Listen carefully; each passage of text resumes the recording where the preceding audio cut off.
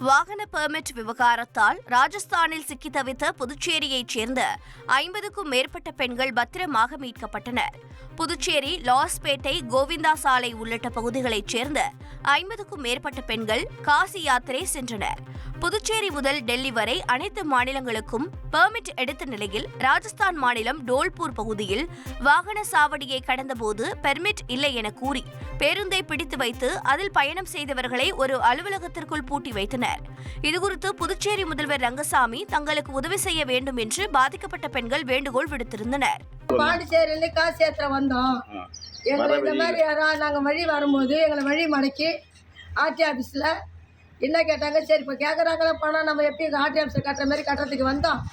அவங்க எங்களும் தொல்பூர் எங்களும் அங்கேருந்து வந்து அரெஸ்ட் பண்ணி கொண்டு வந்து உள்ளே போட்டுட்டு 60,000 கட்டுறேன்றாங்க. பூட்டிட்டவங்க. அது கூட வக்கீல் உடஞ்சி ஆக்குறாரு. அந்த வக்கீல் 20,000 பணம் கேட்குறாரு. இது என்ன, இது அநியாயமா இருக்குது. தாஜ்மஹாலை பார்க்க வந்தோம், எங்களை எந்த ஒரு அநியாயம் பண்றாங்க. எங்களை நீங்க தான் காப்பாற்றணும். எங்களுக்கு வந்து பசி தண்ணி இல்லாத, சாப்பாடு இல்லாத, பட்டியாடாத, பசிமா கிடைக்குது, காசு கிடையாது.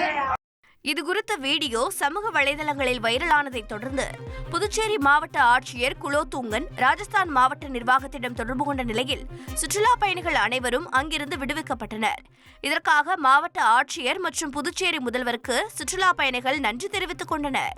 இந்தியா பாகிஸ்தான் இடையே போர் பதட்டம் ஏற்பட்டுள்ள சூழலில் இந்தியாவில் சில ஆயுத தொழிற்சாலைகளில் ஊழியர்களுக்கு நீண்ட நாள் விடுப்பு ரத்து செய்யப்பட்டுள்ளதாக தகவல் வெளியாகியுள்ளது.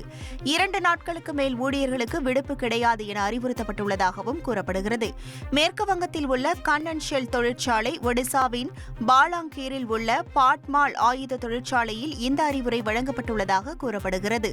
அதே நேரத்தில் மகாராஷ்டிராவின் பண்டாரா MIL தொழிற்சாலையில் ஊழியர்களை அலர்ட் மோடில் வைத்திருப்பதாகவும் தகவல் வெளியாகியுள்ளது. உங்கள் தந்தி ஒன் தொலைக்காட்சியில் அண்ணாமலை தினமும் மதியம் 12 மணிக்கு காணத் தவறாதீர்கள்.